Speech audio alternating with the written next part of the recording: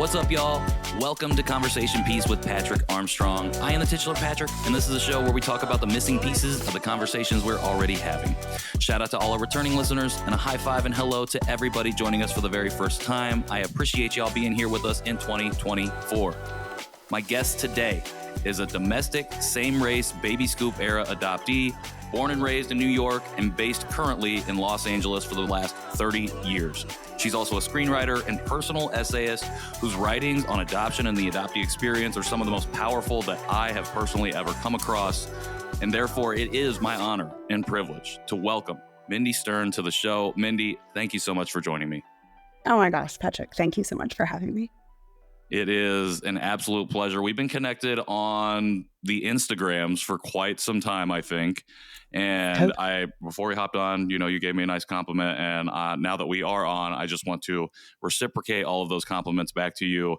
I mean it when I say the way that you write, and we're going to get into it, is some of the most powerful writing that, helps me to learn and to grow, particularly this last piece that you put out and shared with us.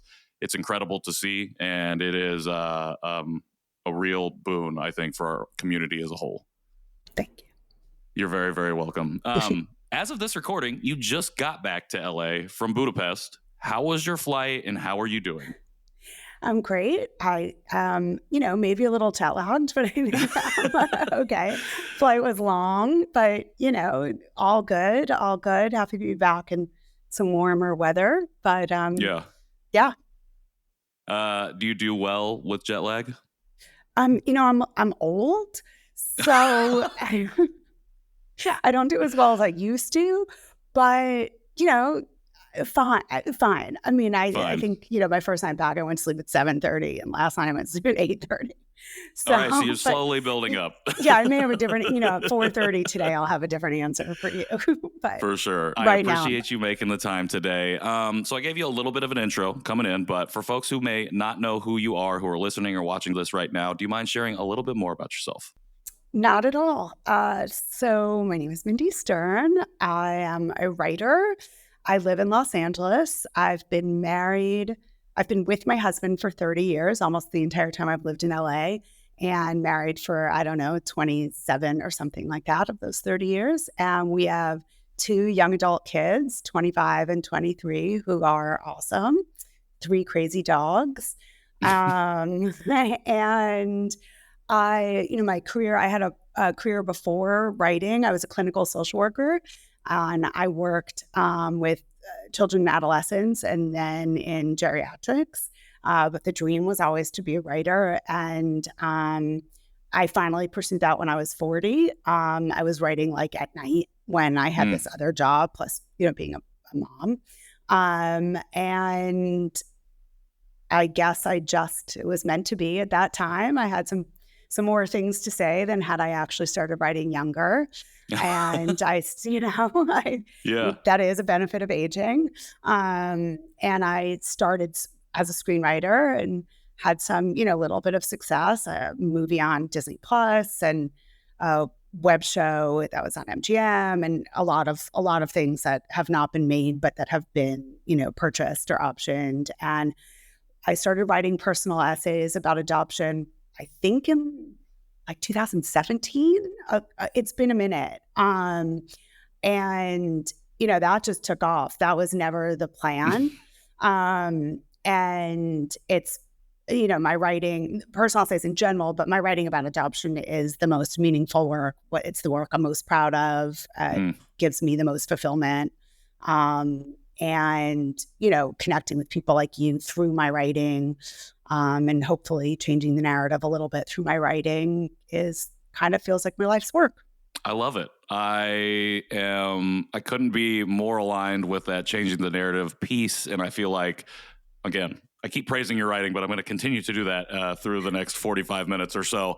I do feel like you are adding to that discourse. And you, like you said, you've been writing publicly at least since 2017. And I do feel like you can, when it comes to that shifting of the intangibility of that narrative, things that you can't see and can't quantify, when you read your pieces in particular, it does feel like you can feel something shift inside of you. So I hope as an adoptee, I feel that, and I hope other people feel that as well, because I know you don't write solely about adoption, but those pieces definitely hit in a way that we need within this community. So I appreciate you doing so.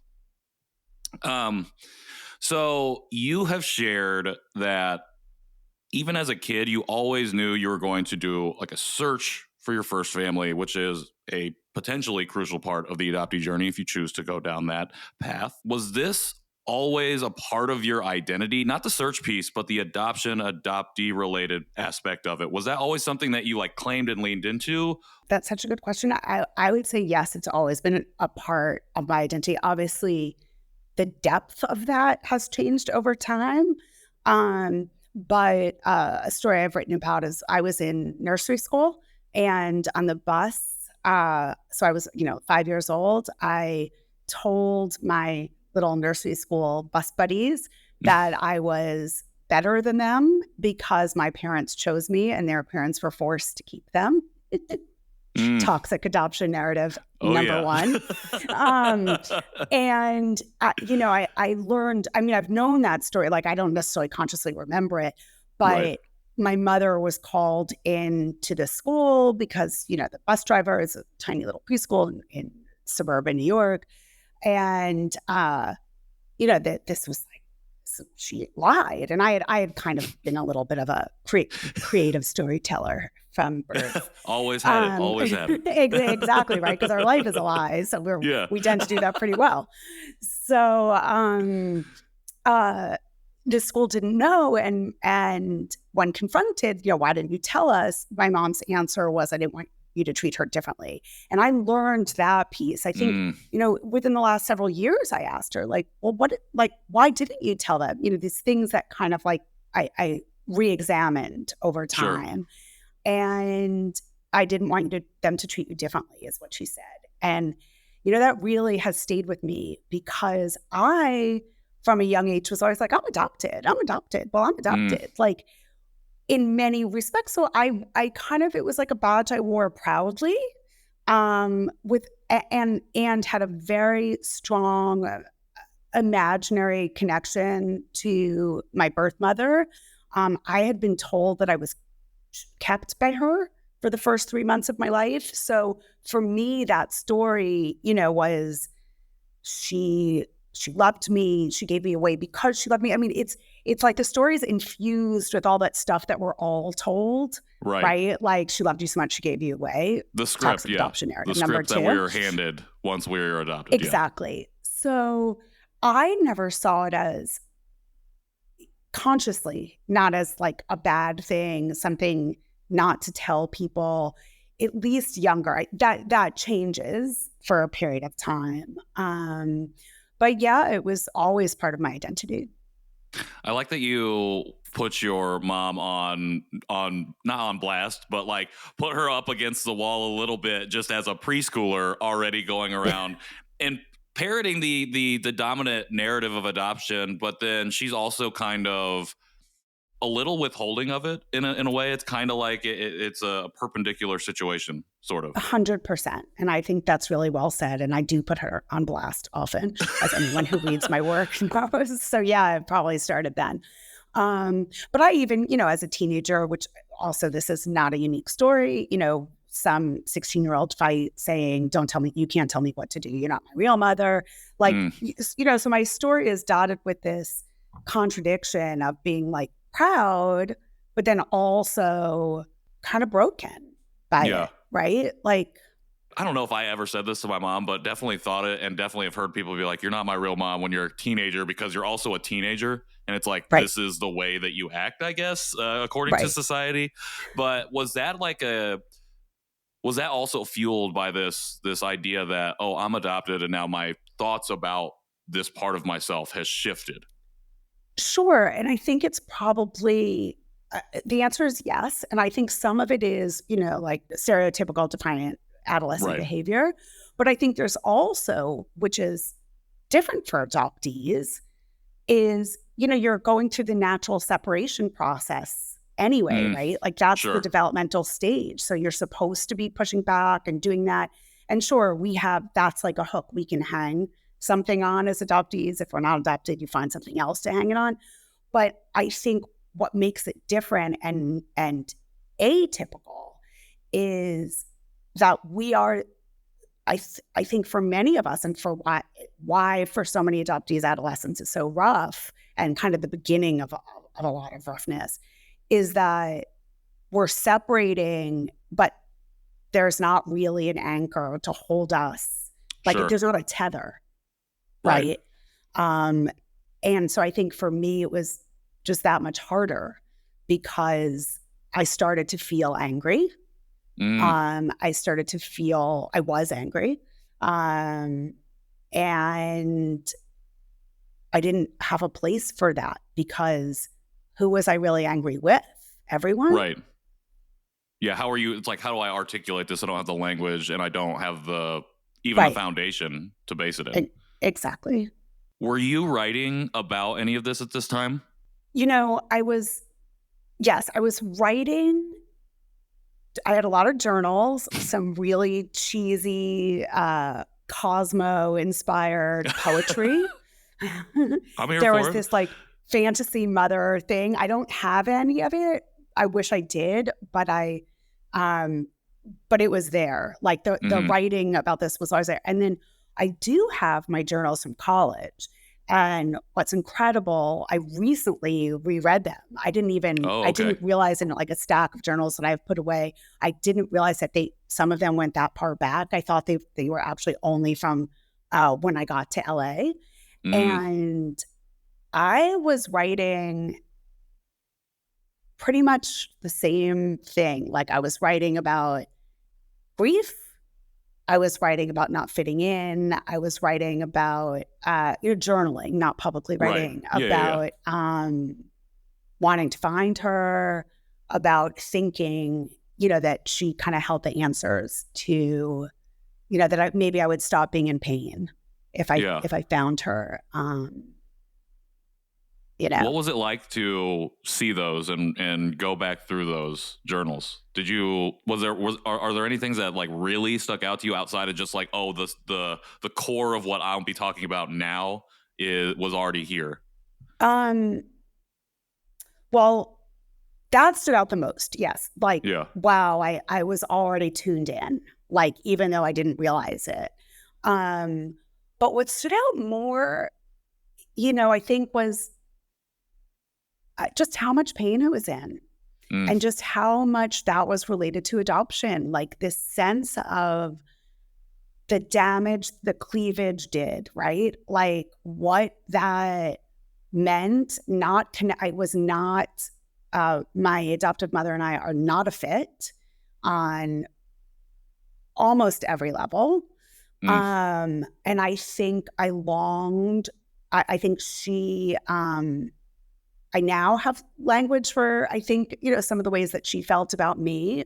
That the things about me that I now love most about myself were pathologized and were demeaned. That's a tough situation to navigate. Not only the internal, but when it's external too, it really feels like you're on an island and you have nowhere to go. Yes. So you stated that you knew you always wanted to be like a screenwriter and a writer, and like that was always your goal, but you worked in social work for a while first. And obviously, like you have all of these different things going on. And from my perspective, you had come to consciousness very early on, came out of the fog, I feel like, and started to deal with some of these more difficult, more unarticulated things that we go through as adoptees. But were those things fuel for you to go into social work? Was that like, oh, this is why I'm going to do this? Or was it just like, okay, this is the career that I've wanted first? Such a good question, because the answer is really hilarious and pathetic. And so adoptee, and well, every adoptee will too. This is how I got into social work. I moved to LA. So I was an art history major in undergrad. Started to pursue, was always like more like who I am as a creative, right? Yeah. and started to pursue a master's in art history. Also dropped out of that, was like, what am I doing? Got a job in a shoe store in Washington, D.C. That's where I went to school. And I had some friends from undergrad who lived out here, and they were like, you're a fucking loser. All you're doing is selling shoes. Why are you selling shoes still in DC? Like, come be a loser with us. Like, you can be. So they lived in LA, and my best friend from college, her dad was in real estate, had some apartments. She was like, we'll even get you an apartment. I was like, okay. So I called. I was only people my age would remember there was this like kind of high-end shoe company called Joan and David. I called the Joan and David in LA and was like, hey, do you guys, I was like an assistant manager of the store at the time and in DC. And so, do you have any openings? Well, come, we'll interview you, we'll see. And I was out in LA the weekend of the riots in 1992. And I was offered the job, but it was like, you need to be out here in 2 weeks. So I was like, okay, I can be out here in 2 weeks. Like there was, it's just so impulsive. I mean, that was just like, whatever, Yeah, here I come. And like packed up my parents, I think, were like holding on for dear life when I was like, okay, no, now the answer is me moving to LA. Sure. So they were very supportive. And, like they paid to ship my car, and I moved out to LA very quickly, moved into this hilarious, disgusting apartment in an amazing location in Santa Monica. And I went to work in the shoe store. And one of my very first customers was this woman, this lovely woman, whose name I will not say here because she's actually not that lovely. And she was asking me, oh, how'd you get out to LA? Typical, I'm obviously chatty retail conversation. And I said something about being adopted. I said, well, actually, it's funny. How I framed why I moved out to LA was like to get my shit together. I'm a mess. I'm here to get my shit together.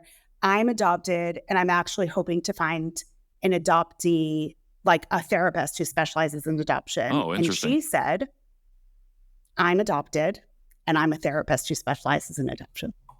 I should have run for the hills, right? But I was like, it's a sign.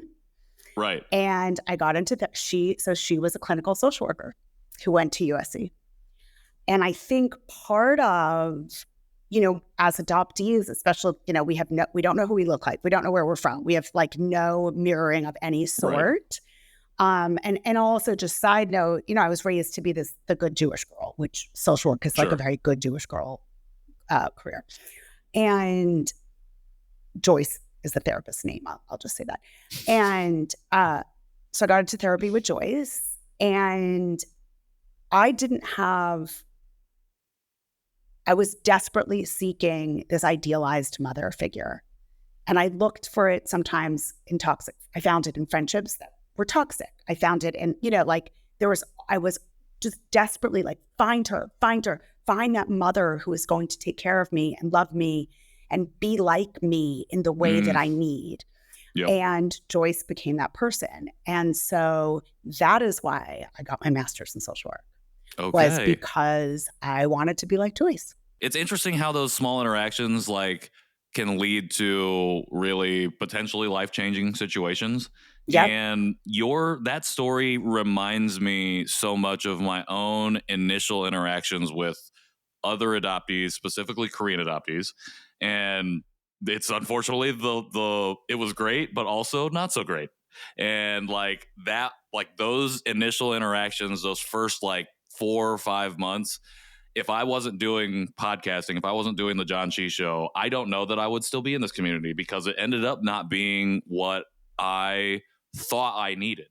But because I had never found it before, and it was just like, oh, this is it. Like, oh yes, I found my people. That's and right. It ended up being a very good lesson for me to know that, okay, not everybody in this community is on the same, like, is who I need to always be with. Like, I don't need to be friends with everybody, and that's fine. But at first, it was like, I got to impress all these people. I have to be, and then I need them to be that mother figure, that father figure, whatever it is, this familial thing that I never had, that I guess I'm like now realizing, oh, I've been searching for this my whole life. Exactly. And I think for her, she ended up being, like doing some really unethical, problematic things. And, I left therapy with her and found another therapist, but as cliche as that, everything happens for a reason. And I was very proud of my career as a social worker. I knew my husband a little bit as a friend, but we got together the week of my orientation of, my first year of graduate school.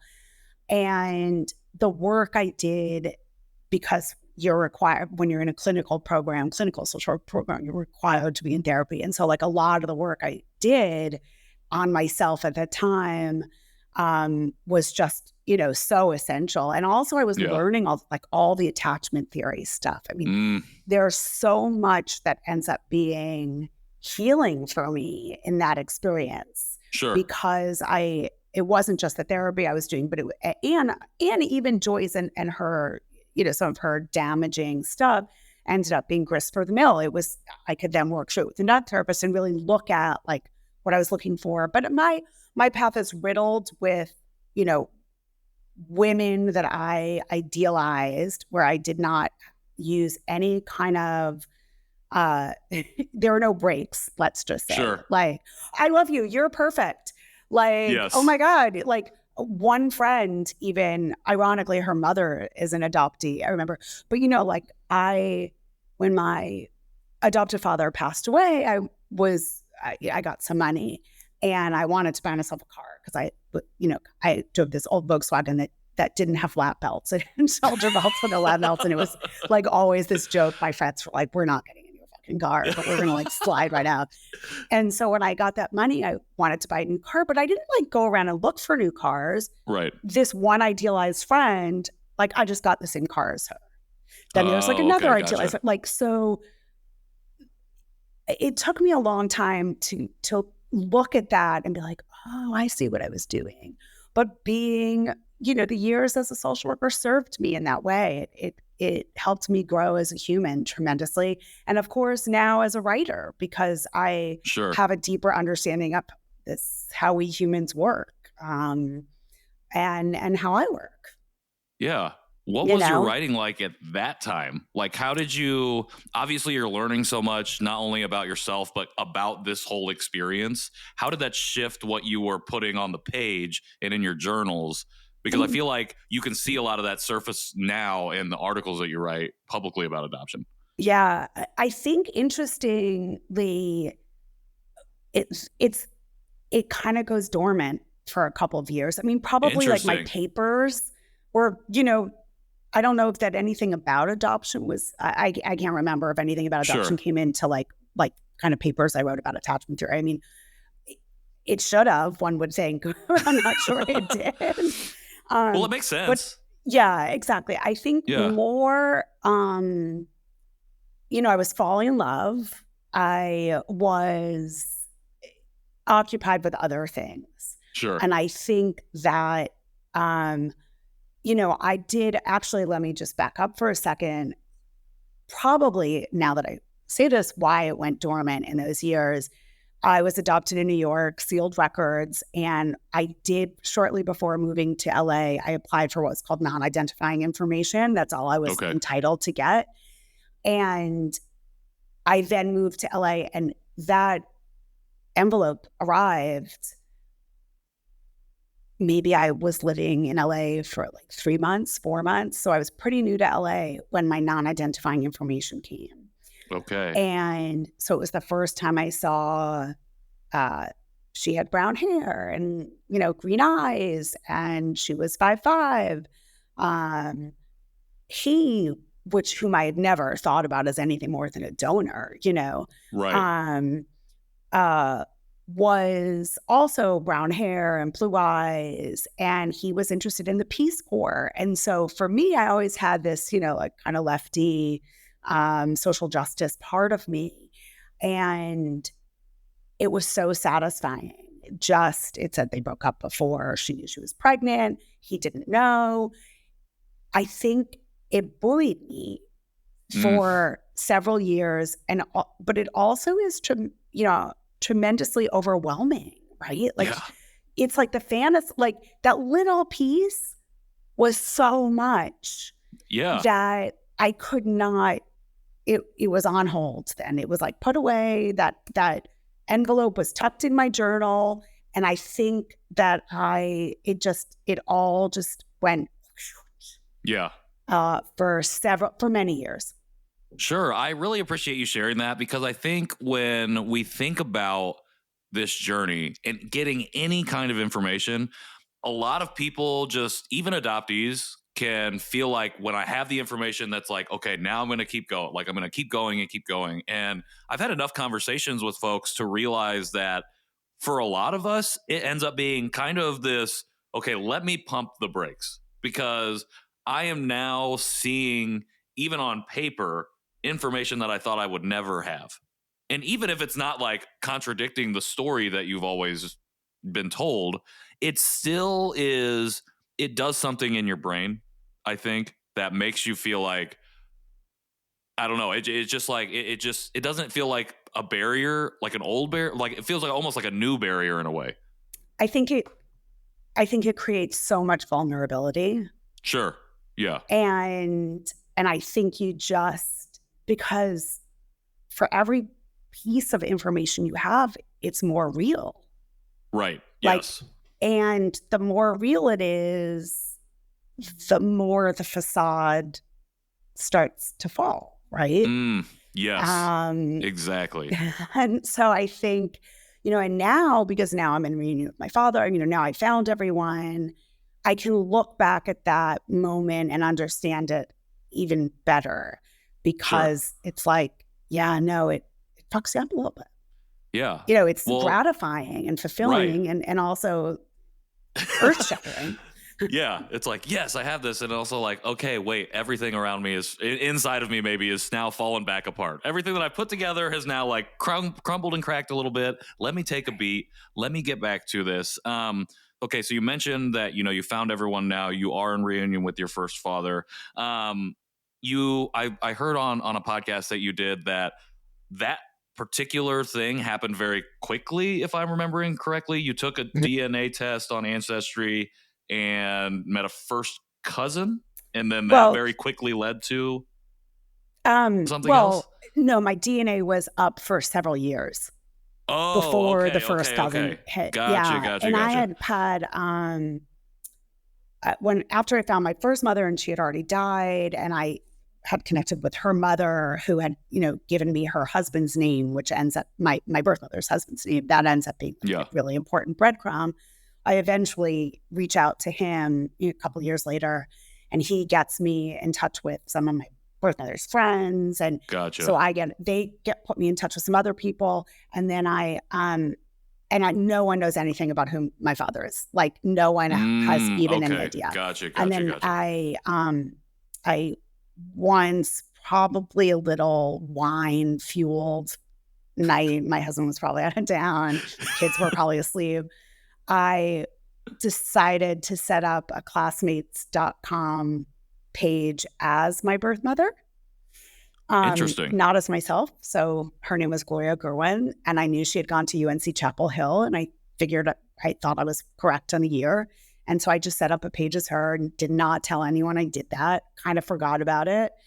And months, I guess, who knows? I did not write all of it down in terms of the dates, but probably months later, I check my email one night, and there's, Gloria, you have a message. I was like, what? What the fuck did you do, Mindy? And the message was, Gloria, is this really you? Do you still wear Gina Tay? Which also, that is maybe a reference only for people of a certain age. It's like a really, like a drugstore perfume, popular at a certain time.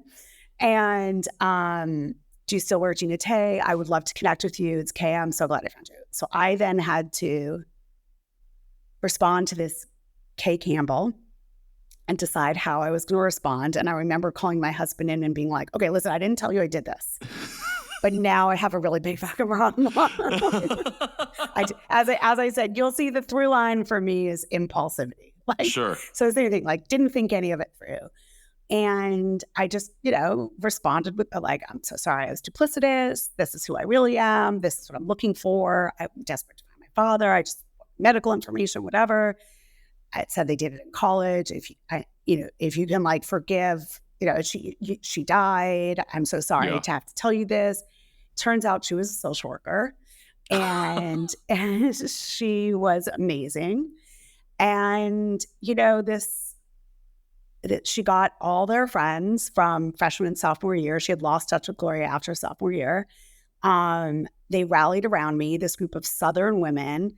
They all said the same thing. You don't know what it was like to be a woman back then. You don't know what it was like to be a woman back then. She had no choice. You couldn't be a single mother. But they all remembered this one name, Vinnie Jafuni. And like, that's not a name you forget. And also these were like waspy white Southern women. Gloria was Jewish, although she hid that. So Vinnie Jafuni to these like Southern women who he was from New York. Gloria's brother had lived in New York City. Like, they remembered him. And I was like, Vinnie Jafuni, I can find out in no time. And I did. And I called Vinnie Jafuni and said I was Gloria Gerwin's daughter and she died. I was writing a book. I lied. And would he be willing to talk about his memories of her? And he was like, oh my God, of course, And as soon as he was receptive, I was like, well, listen, okay, this is really why I called you. And I'm wondering, like, do you have siblings? You might be my father. Did you have sex with Gloria in like the spring of 1967? And he had no children. He was like, shit, this is awesome. And Vinnie Jafuni, thank God, was not my biological father. We ultimately DNA tested. But over the course of time, he was like clearly a raging alcoholic. I recently Googled him and I know that he's passed away, which is why I'm saying his name in this story so freely. And he had no children. Like, I don't think there's anyone to come at me with any beef. He was clearly like a raging alcoholic and started calling me at like all hours. He was in New York. He'd call me at crazy hours and it just berate me. It's not, you have a good life. It's not like you were locked in a closet beaten with brooms. Like it was horrible. So and then he sent a picture and I was like, this is not my father. Like, I mean, he has blue eyes, but like, it's not like you think you'll know.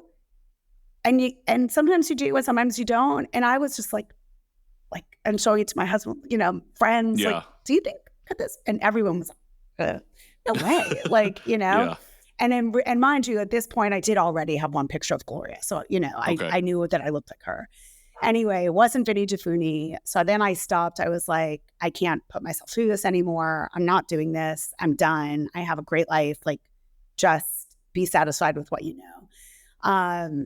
And then commercial DNA popped up. Okay, and gotcha. It was, new. And I was like, well, that's kind of a passive way of doing it. And people had said like, well, what about hiring a private investigator? And I just was like so morally and ethically opposed to that. I mean, no judgment of people who do that. Sure. But I was like, fuck that. Like this should not cost me a penny. Yes, like this is my right. Like, what do you mean I have to spend thousands of dollars on a private investigator? Like, no, I just like out of principle refused to do it. And not that I didn't, I would rethink that, but I would always come back to that same thought of like the unfairness of it. I just could not stomach, again, like no judgment to anybody who does it. That's just where I landed. For sure. So anyway, I did 23andMe wasn't even around yet. It was only Ancestry. I put my DNA up there. Eventually 23andMe came around. I did that. GEDmatch, I did that. And just waited. And I figured if it was what was meant to be in my life, it would eventually show up. And I would check, kind of compulsively for a while and then nothing. And I stopped checking.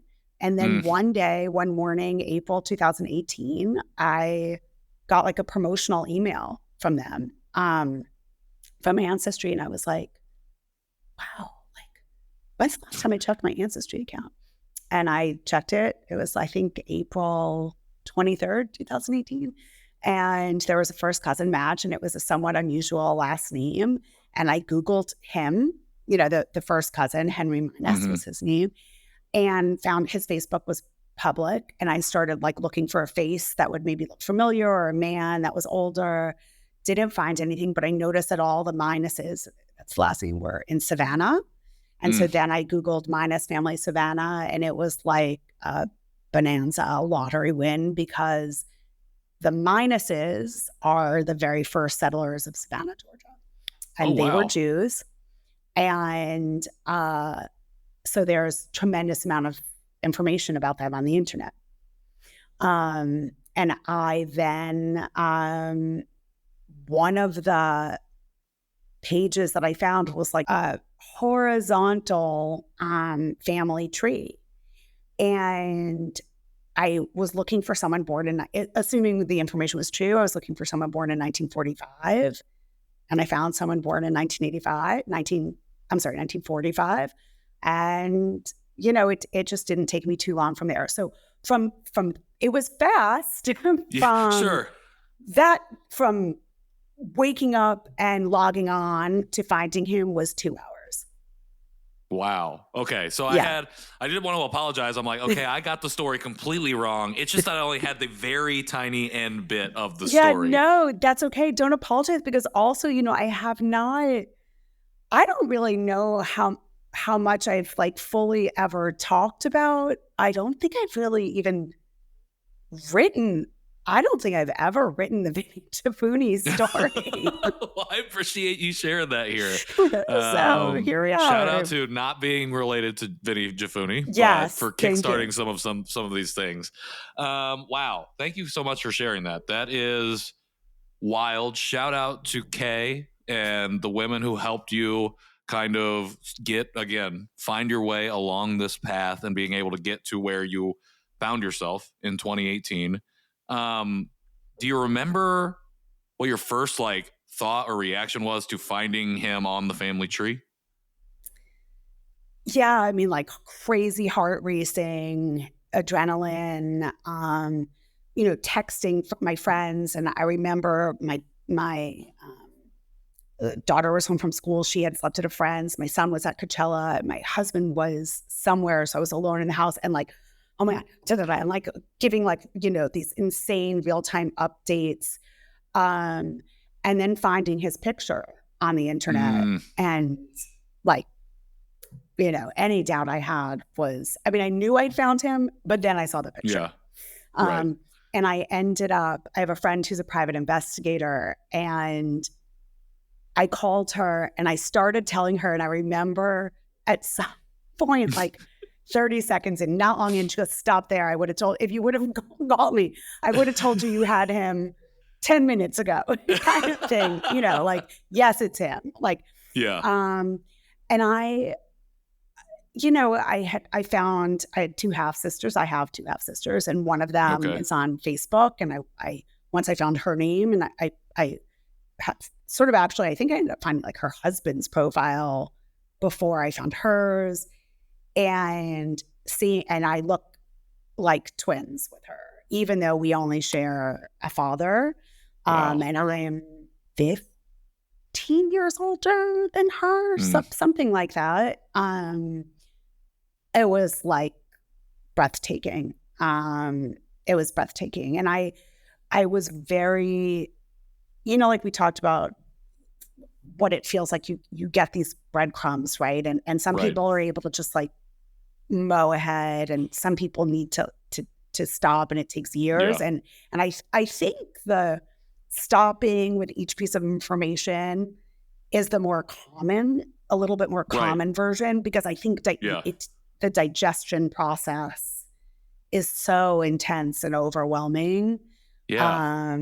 You know, so I sat with it for a few hours and thought that I would go slow, but I did have his phone number.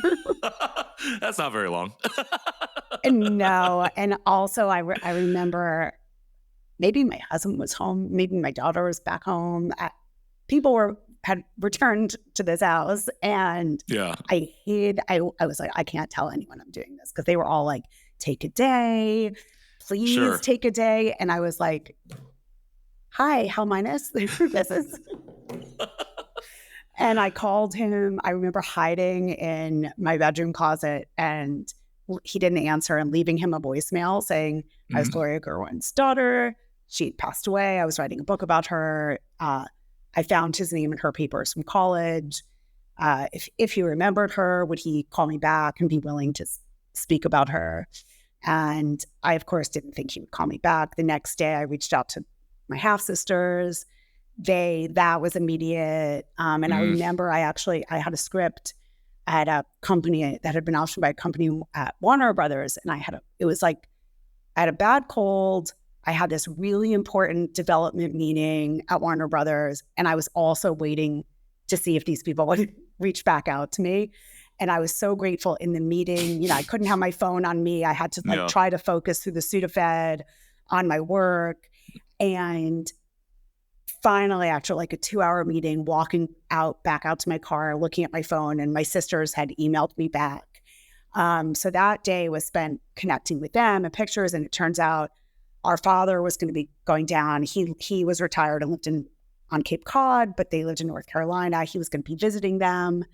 And they were going to tell him about me because we all agreed he was never going to return this phone call. And the next morning, my daughter happened to be home and was in my room. I was getting dressed for the day, and she was sitting on my bed, and we were just talking, and the phone rang. And I looked at it, and I said, holy shit, it's that number I called yesterday.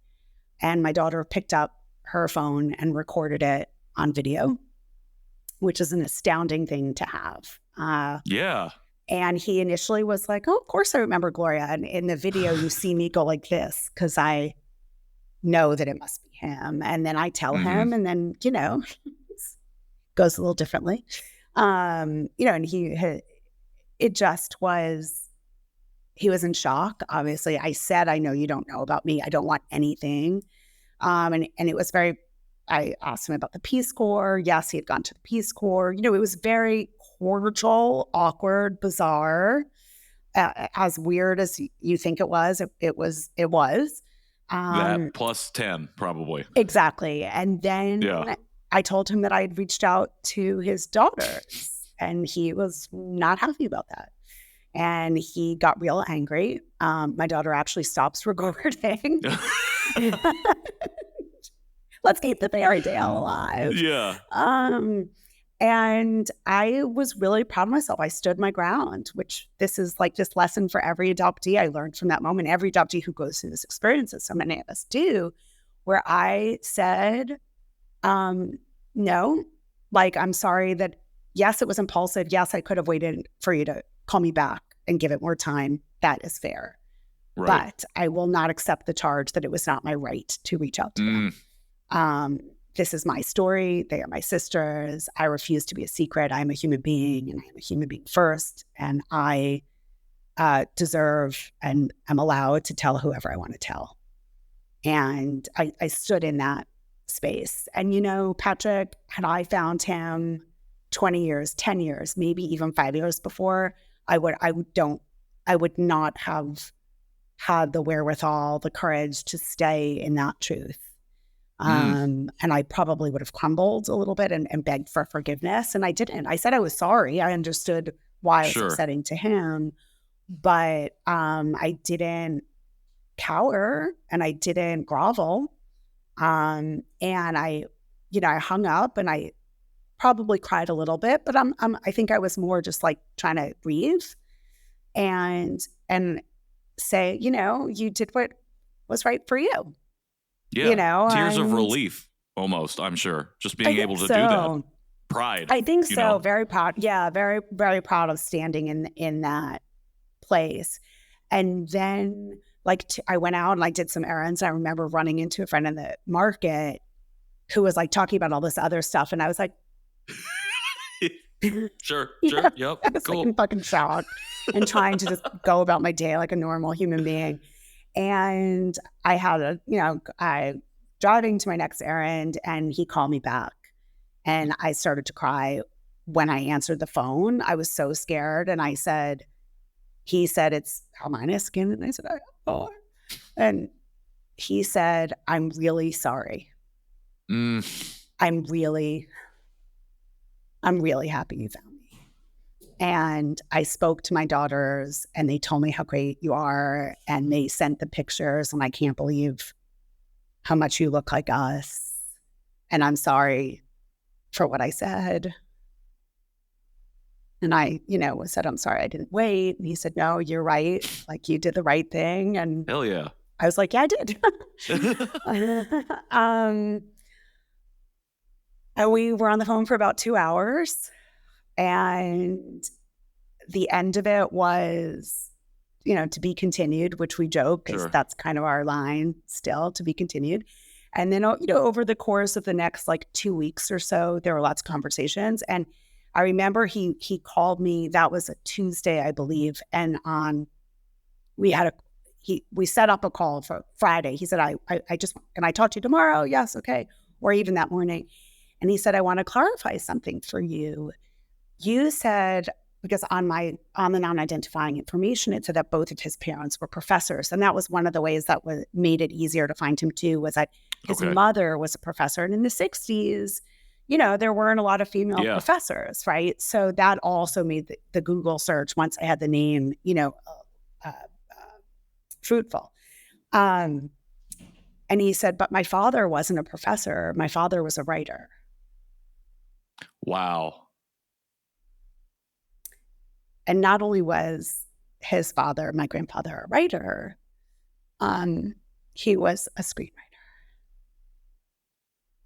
And he started as a playwright. And his first produced television project was an original movie for the Hallmark Channel. And my first produced television project was an original movie for Disney Plus. So when we talk about why it matters that we know, I mean, I'm so grateful. My path, as I said, becoming a social worker, these things made me a better writer, everything. I needed to live my story, right? I needed to get to here, as we all do, to have the strength to cope with all of it, to have the foundation in my family that I created, in my marriage, and the friendships I have, to be able to withstand all of it. But there was, there was a part of me that it was so much fucking wasted time. And I know, you can't allow yourself to go there because no time is wasted, right? You have to live in that more spiritual place. And of gratitude and all that. But to say that I didn't feel that, would be a lie. Sure. 100%. Wow. Thank you for sharing that. Thank you for sharing that with me and with us. And it makes me think about, again, like you said, why this matters, why it matters for us to be the writers of our own stories, to be to be able to take that and live it. It makes me think about my journey and how I'm able to pinpoint specific moments in time. And this is, if something would have happened slightly differently, if this would have not happened at this moment, what would have happened in my journey? I kept thinking about that as you talk about these specific moments in time. It makes me think about you and this is your movie. This is your book. This is your story. There's no other way for me to even think of describing it other than it could only have happened this way, and you made it happen this way. And had you not went in the closet and sat down to make that and left that voicemail in that way, and had this first conversation not went the way that it did, had you not reached out to your half sisters, all of these moments that could have went slightly differently, but didn't, because you were able to then, from all of the context that has happened before each moment, to be able to do those things, man. So I don't even know. I honestly don't even know what to say other than thank you, because it's just really, really incredible. And I love it for you. Thank you. I love it for you. Thank you. I mean, it's, I fell into a major depressive episode after finding him. And I think, you hear so many adoptees talk about that. And because, it's almost like we trudge this path, right? And then you get to the end and all of a sudden, it's not that it's not that it's ended at all. It's that you're actually at the beginning again. What I really appreciate about the way you've just told and laid out your experience is that it is so, at least to me, apparent what it means to be that main character, what it means to actually find yourself living that life and then writing and telling it, not just because you're a writer, but because it is like when I talk about what does it mean to pick the pen up for the first time and put the pen on the page, this is what I'm talking about. So anybody out there listening who has heard me write about this or talk about this, like this is literally what I mean when I say why it's important and what it means to pick the pen up and become the author, not to be the person who is just an auxiliary character in your adoptive family story, your friend's story, whoever's story it is, even your first family story, but to really own it, to really be the one writing what happens next, what happens now, reframing what's happened before, because you have the pen now. Yeah. Yeah. And even when the things that happen, one of the things as an adoptee, right? Like as adoptees, we are too often at the mercy of so many things out of our control, right? Yes. But it's like we're at the mercy of the narrative and exactly what you're talking about of our adoptive families' expectations, society's expectations, all this. I mean, you've talked about it so eloquently, so many people have. And when you make the choice to say, I can handle whatever happens, right? Like, I'm going to proceed because I trust that I can handle it. And the times when I pulled back were because I knew I couldn't handle it, and honoring that too, right? Yeah. That it's just, the searching journey. It's not just the searching, it's the existing as an adoptee is just hard. Yeah, because it's hard because it's like you don't know okay, so I just went through my own I've been going on my own therapy journey for the first time and started 6 months ago. And I needed to do it now because at this current moment, I am more whole than I've ever been, even when I've been on this journey. And I think what makes it so hard is that our wholeness is there, but it has just either been hidden by ourselves, hidden from other people. The pieces that break off, we don't know where they are and how to put them back together. And then when we do put them there, sometimes they fall back out. And it's like, how do we glue all of this together? And there is a playbook for it, but there is no playbook. We have to write it ourselves. And that's why it's so important to have conversations like this, and why I cannot say how much I appreciate you sharing this, because the vulnerability necessary, the bravery necessary to tell a story in this way is not only important and powerful, but hard to come by a lot of times. It does help to model for other people in our community what that looks like. And we have folks like Nicole Chung and people who have worked in academia specifically, who have been like developing and telling these stories in different forms in ways that help people that act as those models. And we don't have enough of them. That's right. And so it's why it's so important for us to continue to have this type of conversation.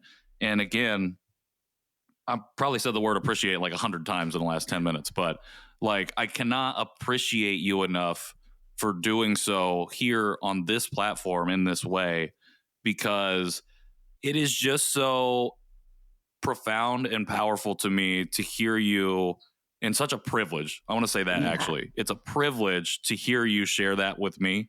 And even if this never went out like in public, it is a privilege to have been on the receiving end of your story, because it's helping me to think about, even in this moment, my own story and my own journey with some of these different parts and pieces of this experience. So thank you.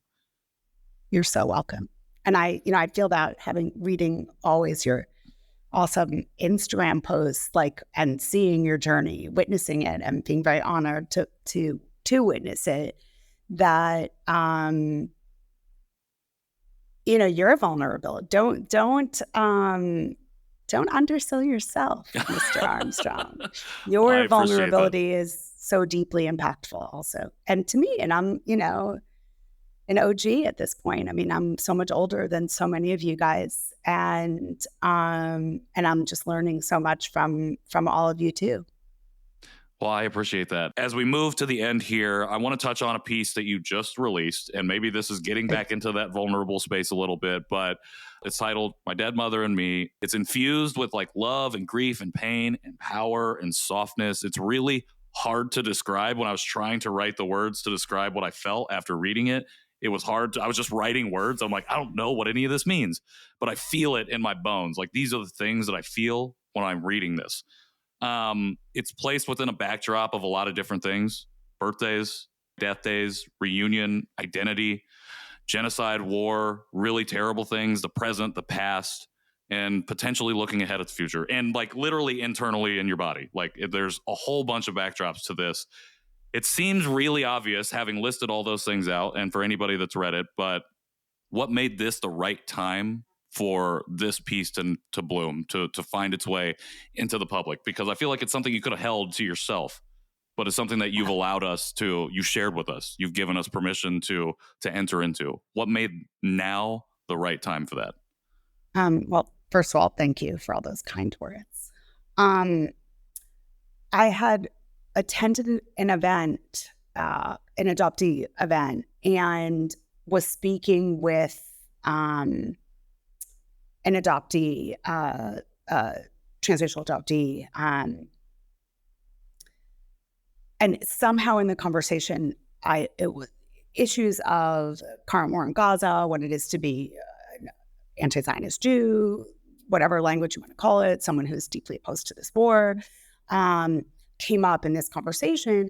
And I said, talking about it parallels like what it has been my journey as a Jewish woman, being critical, openly critical of Israel, openly critical of the current state of Zionism, if not the original state of Zionism, is very much parallels what it's like to be an adoptee, talking about adoption in an open way and looking at the negatives, right? Like, people are so invested in these narratives, and it's like their worldview will collapse if you just pull one thread and make them say, like, hey, wait a minute, will you just listen to this Palestinian? Will you just listen to this adoptee? Will you not pathologize me and say you just had a bad experience or you're a bad Jew, right? Like, so it's been really on my mind and percolating somewhere in there. But so I knew that somewhere, and that kind of happens in my essays. Like, sometimes something, some of them just pour out, but some of them it's something was like months of just figuring itself out within me. But getting to Budapest and being in Budapest, where I didn't really remember or didn't know the history of, what had happened to Hungarian Jews in Budapest, and having this profound experience, but it also being my birthday, and the fact that, I've known, I found my first mother in 1999. So in 1999, I learned that she died the day before my birthday. So I've had that information, and I learned she died of colon cancer the day before my 27th birthday at 50. So I've had that information for, over 20 years, like 24 years. The human body's capacity to process grief and to really kind of process the hard stuff is interesting. And what's happened in the last several years, I learned in 2008, so it's almost like roughly 10 years, 2009, I learned the truth of my birth, that she did not know she was pregnant. I was not with her for 3 months. She went to the hospital with a stomachache, had a baby, and her brother told people that she had surgery to clear an intestinal blockage. So I've known that piece since 2008. And then in 2022, I had met with her husband in 2008, but then I met with him again in 2022. And in 2022, I learned that she was diagnosed with cancer exactly 9 months to death, right? And so over those course, those like 3 specific points of information, I felt sad on January 11th. Okay, it's her death day, my birthday. Oh, she couldn't take one more day. I mean, I've written that line ad nauseum. She couldn't take one more year of that day. But something happened in the last like 3 years, maybe, where the enormity of that and of feeling like it was my fault she died, that I killed her, um, the deep well of grief that January 11th is for me has only, and I have to believe it's, if I was religious, I would say God, the universe, whatever, has taken care of me. And I'm ready to feel that safely because I don't know what I would have done feeling it too much earlier in my life. Sure. Frankly. And so that is my very long answer to your very short question, which is why now was here I was in Budapest. I had this idea was like percolating anyway about the similarities between the narrative, breaking down the narratives, the similarities in the responses I get. And it just coincided. Oh, and so this was all in my head. And then on the night of the 10th, I had a lot of trouble sleeping my first few nights in Budapest that first week. And I thought it was jet lag, but it was probably anxiety in leading up to the 11th. Mm-hmm. And on the night of the 10th, going into the 11th, there was this article in The Atlantic about microchimerisms, about these cells, these fetal cells that live in, that travel back and forth between womb and mother and fetus and mother and where they're found. And when I read the passage that they were found, they can even be found in the colon, middle of the night, my husband's asleep next to me, I just start sobbing. And I know that's it. That's what I'm writing about when I wake up in the morning. Amazing. Thank you for sharing that. And that, like, even science, I didn't say science that you brought into this, but that's what I was referring to when I talk about the literal internal. I never heard of this concept before. And as of recording, we are maybe 1 week away from welcoming our first child into the world. And I was really sitting with that concept of this deep connection. And even though they called it like unwanted invaders, I think is what one of the descriptors was. I couldn't help but think about how intimately connected mothers remain to children, no matter what, no matter if they have no relationship to them at all, but just that deep, deep, deep connection. Yeah. And in a way, they call it unwanted, but for me, I don't know, when I was thinking about it, I just kept thinking about love. And it's just the bits of love that remain, even when you're separated for whatever reason, even if something tragic or terrible happens, or even if it's just going to school, going to college, just moving away. There's this love that's always there, even if the relationship is rocky, whatever. I don't know. It's just and I appreciated you writing about that because I was just I've been thinking, just pre-parenthood mode, thinking about what those relationships will look like. And it just really was really profound to me. And then the other thing, not to spoil too much from the article, everyone needs to read it. It's linked down here in the show notes, but I thought about it because of the story you've told. You were walking around Budapest and you happen to find yourself at a chapel and you happen to sit down in a pew. And it just happened to be a Stern that was listed there on the thing. And I just, after now hearing your story, I just thinking about, again, these single moments in time where we find ourselves right where we need to be. And even if we don't know it. And it's just such a powerful, powerful thing. Even when laced with grief, I can't help but feel some of the love that remains, and just how connected we all are on a communal level, Yeah. from the individual level to the communal, and how it really welcomes us all in if we allow it to.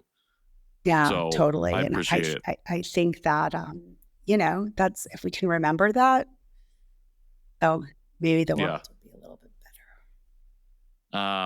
I know I said before we got on here, these are about 30 to 45 minute conversations, but sometimes they go over, and I'm looking at the timestamp right now. It is crossing 1 hour and 11 minutes, and it has been, if it's felt like 10, it's been an incredible experience to sit here in conversation with you. I'm sorry we haven't done it sooner. Can't wait to do it more. I have two more questions before we wrap up. The first one is, you've dropped not just a lot of knowledge about your own experience, but just a lot of things we can take away. You've done a lot of teaching here. Whether you feel like you have or not, you definitely have. And it takes a lot of energy. It takes a lot of labor to do. Who are you currently learning from? Who do you find is teaching you at the moment? I think first my children. I think having young adult children, and as you will soon see, it's real humbling, Patrick, this parenting thing. But I think, there, as a lot of parents will tell you, right? Like, so I think there's, on a personal, not adoptee, but even adoption connected, because I've had to look at, parenting mistakes and my own limitations as a human being and as a mother. And a lot of them connect to unresolved adoption stuff, and so that they teach me. And I think on a broader community level, I think the entire active, vocal, transracial, transnational adoptee community has, you guys are such a gift. You're such a gift to the adoptee community, because I like how and in earthquake, it's like a 3.2 earthquake, like 3.3 isn't just a little bit stronger. It's like 100, it's Sure. 100 times stronger. It's like, that's how I think of, like, whatever my issues and my understanding of issues as a same race domestic adoptee are, the challenges and issues and grief for you and for not just you is exponentially worse and exponentially more complicated. And I think that like learning that and staying present to that story, and hopefully also, letting people who talk to me about adoption know about that. Because I think the whole, saved better life thing, it's bad enough for all of us, but for the transracial community, it's just that much harder. And the grace and honesty that so many of you speak about it with as an incredible learning opportunity. I appreciate you saying that. I find it very interesting, because I'm in this mode right now where I mean, I love being a part of this community, particularly, identifying as a transracial intercountry adoptee. And I also find myself feeling like I want to learn about the domestic experience more, because I feel like I wouldn't even necessarily consider it more. I like the metaphor, and I'm also thinking about it as like, it's just a different part of the earthquake. It's not. I don't feel like it's necessarily exponentially different, but you're saying it, so I will run with that and say that. But it's just a different part of the earthquake, and I think as a community, we have to understand that no matter where on the Richter scale, no matter what the frequency or whatever is happening during the earthquake, we're all part of that same quake. And we all have to, it behooves us to understand all of the experiences. And I've been dropping the statistic a lot recently because I just found out about it, and I want to tell people about it because I don't think necessarily a lot of people know. But so Korean adoptees considered the largest, or are the largest, intercountry group at 200,000. In 2000, the U.S. Census started to count adopted people on the census for the first time in households. That number in 2000 was 5 million. 5 million. And I think something that we don't recognize enough is just how many people are a part of this community. And so when you talk about like the exponential differences in our experiences, those things do exist, those differences, but in my mind, it just furthers for me the reason why we all need to be in community with each other. Again, going way back to the beginning of like when we start to do this and we find people who maybe aren't like our like flavor or cup of tea or on the same wave that we're writing, that's totally fine. But it's because there are so many of us and so many different experiences out there that there is always going to be someone for you in this community. And they might not even have the same kind of experiences as you. Like you might find your best in community with a domestic same race adoptee. You might find that you vibe with those people more. And it's so important because that is how we change this intangible narrative, this thing that we can't see, can't quantify. That's how we do it, is by coming together in this way. And that's one of the reasons I want to do this podcast, why I like podcasting in general, and why I'm so appreciative of you for sitting down to have this conversation, because I think it's just, I'm going to use it as an example of why it's important to talk about it, because it really, really is. And I think everything that you've shared here is lessons learned for us that we can walk away with and become a stronger, more full, more whole community. Thank you. Thank you. Absolutely. Thank you. Absolutely. The honor is all mine. We'll share the honor. I get into compliment offs all the time with guests. It's probably not the right thing to do, but I enjoy doing it because I love to hype other people up. Speaking of which, my last question, as always, for people listening out there, for this audience, for people watching on YouTube, how do we support you going forward? You could follow me on Medium. That's where I put my essays. Follow me on Instagram.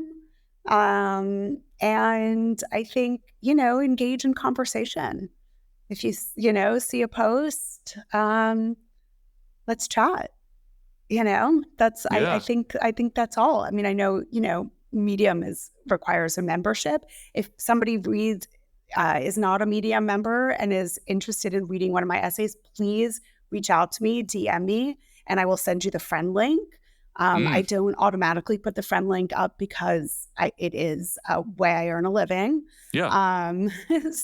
But I am happy always for adoptees to send a friend link so that they can read it with pleasure. Well, it's very generous of you. Folks, we're going to have all of these things linked in the show notes, or Instagram, the Medium accounts. Those will all be there for you. Mindy, thank you again. I think I've said it about 30,000 times now, but I so much appreciate you taking the time, taking an extra 30 minutes to sit down and have this conversation with me. It really, really means a lot. Thank you so much for being here.